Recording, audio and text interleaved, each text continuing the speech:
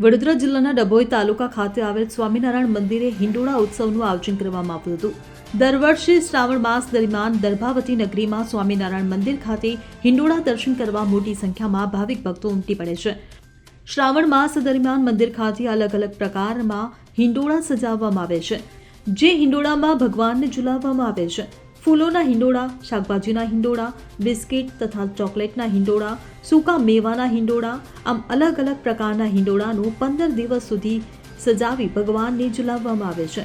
સાથે જ પવિત્ર શ્રાવણ માસના ઉપક્રમે સનાતન હિન્દુ સંસ્કૃતિ ઉજાગર કરવા સ્વામિનારાયણ મંદિર ખાતે શ્રીમદ ભાગવત કથાનું આયોજન કરવામાં આવ્યું છે.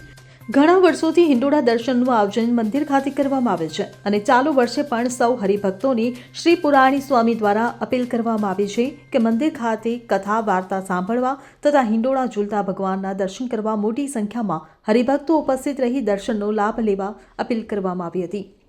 ફકીર ખત્રી સાથે CN24 ન્યૂઝ, ડભોઈ. હવે જુઓ દેશ દુનિયાની તમામ ખબરો તમારી આંગળીના ટેરવે. ઉઠાવો મોબાઈલ અને Google Play Store પરથી ડાઉનલોડ કરો અમારી CN24 ન્યૂઝ મોબાઈલ એપ.